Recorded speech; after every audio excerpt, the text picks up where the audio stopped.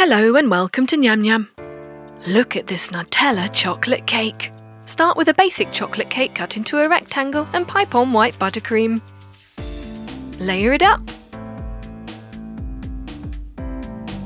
Then refrigerate for 15 minutes, and once it's slightly set, you can carve the shape of your jar. So it looks a bit like this.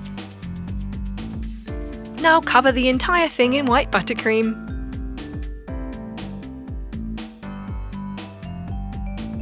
And smooth it out.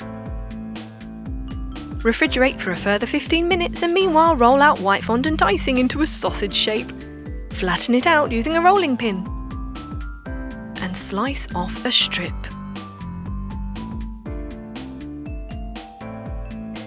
Tidy it up.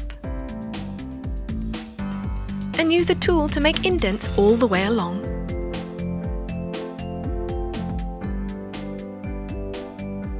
Lovely. Pop that up a bit. And get a large piece of fondant icing, white again. Roll it out so it's still quite thick, and use a cookie cutter to cut out a circle. Now get your strip and wrap it around, trimming off the excess. That's going to be our lid. Now get your cake and wrap brown fondant icing all around it, removing the excess and pressing it down using your fingers. Next, get a fairly large piece of white fondant icing with the logo on it and wrap it around the jar. Just press it down at the back. And finally, pop the lid on. Brilliant! And there you have it, Nutella chocolate cake. Why don't you trick your guests? They're gonna love it! Enjoy! This cake has it all, M&M's, Kit Kat and melted chocolate. So, all you need is a chocolate cake to slice the top off and slice it in half horizontally. Now, we're going to add some chocolate ganache. You can pre-make this yourself, or you can buy it pre-made from the store. Smooth that over nicely, add our next layer, cover that in chocolate ganache too. You can be as generous as you like with this. We're going to put it all the way around the edge of our cake. Now time to stick on our Kit Kat pieces all the way around the outside of our cake, creating a bit of depth there, because we need to make our waterfall. So with a little bit of ganache, we're going to use it to stick M&Ms onto a cocktail stick or any wooden stick. We're going to do it all the way along the whole stick and put that in the top of our cake. And now time for some more M&Ms and some more M&Ms and more M&Ms. And how about a few more M&Ms? Right, there you have it, an M&M waterfall. I really do hope you like M&Ms. Delicious! NyamNyam are going to show you how to make this French classic dessert, opera cake. All you need is 20 grams of cake flour sifted into a mixing bowl. We want to keep this nice and smooth and we don't want any lumps. Now we're going to sift in 140 grams of almond powder. This is to make our almond sponge cake. Next, we add 1/4 teaspoon of salt, mix it all together. And time to add our eggs. We're adding 5 eggs to this mixture. No need to whisk them in advance, just chuck them right in and whisk it all up together. Now we're going to add another 10 grams of cake flour and 30 grams of melted butter. You can just pop that in the microwave in advance. Right. Once that's ready, we're going to put it aside, and in a separate mixing bowl, we're going to add 5 egg whites. Keep the yolks aside, whisk that up. Now this part of the process is very similar to when you're making meringues, if you've ever made those.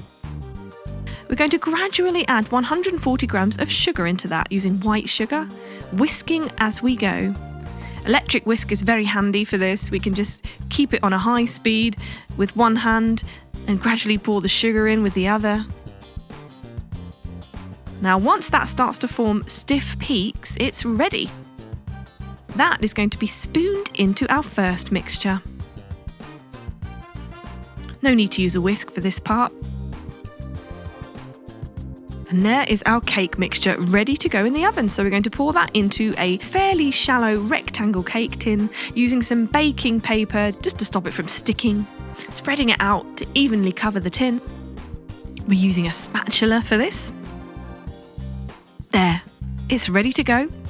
And you can stick that in the oven for 10 minutes at 200 degrees centigrade. Let it rise and take it out of the oven. Now we're going to just slice off the edges to make a perfect rectangle shape, exposing the inner sponge. Right, we're going to get 70 grams of melted chocolate. We're using milk chocolate, but you can use any type you like. Add 100 grams of cereal to that. Nice crumbled up cereal, perhaps some mashed up cornflakes or Rice Krispies, even bran flakes. Stir it all together. Now we're going to add that on top of a layer of almond cake. So the almond cake we made earlier, we have sliced into a few slices, and you might need to make a couple of cakes in order to do this because we want to keep piling on the layers. So we spread that over the top and we put some baking paper on top to turn it upside down. Now we get 45 millilitres of water and 150 grams of sugar with 4 grams of instant coffee. Mix that together, heating it in a pot on the stove, letting it bubble away. Keep stirring it, making sure it's all properly dissolved. Once it's boiling, you can take it off the heat.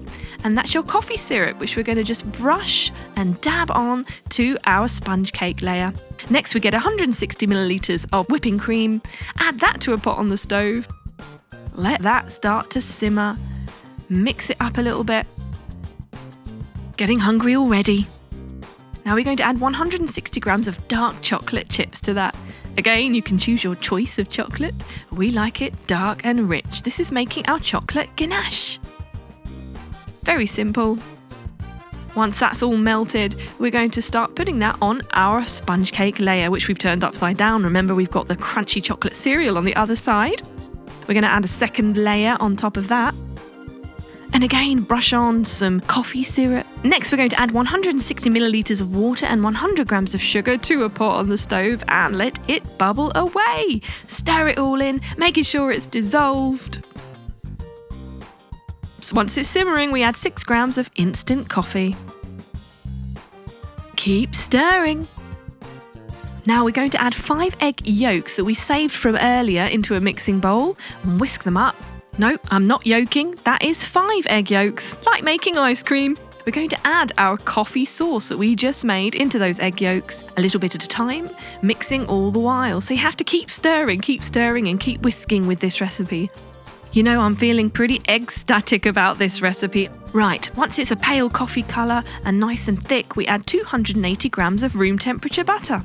A little bit at a time, so as not to miss any clumps. We want it to be mixed properly. Worth taking your time over this. An electric whisk will really help you with this recipe. Of course, it will speed things up. So we're just going to move that away from the sides of the bowl and start to spoon that onto our sponge cake layer. This is looking fantastic already. Spreading it out evenly and adding a third layer on top of that, repeating the process, adding the coffee syrup, the chocolate ganache, another layer of sponge cake, and the coffee syrup and the buttercream icing. Refrigerate that until it's set. Meanwhile, add some water in a pan. Heat that up until it's simmering. Watch it gently bubble away. And we're going to place a heat-proof bowl over that and add 200 grams of chocolate chips into it. We want the steam underneath the bowl to melt the chocolate chips, stirring all the while. I can't wait to try this cake. It's already looking amazing. And whilst we're in the middle of that melting process, we're going to add 30 millilitres of canola oil. You can use any type of oil you like, even coconut oil for a slightly healthier option. It's very tasty, especially for pudding recipes. Right, now our cake is ready out of the fridge. We're going to start pouring on our chocolate glaze. Delicious. Let it drip down the sides, covering the entire top of our buttercream covered cake. Spreading it out. Yum, look at that. Gooey, drizzly chocolate ganache. That goes in the refrigerator for 30 minutes. And once it's set, you can take it out and start slicing it up We'll just tidy up the edges. We like it to look nice and neat and tidy. Slice it into portions. If you're a perfectionist, time to decorate. Let's put a little bit of chocolate ganache writing on it. Let's write the word opera, of course, since it is opera cake. You could write a friend or family member's name if you wanted to personalise it.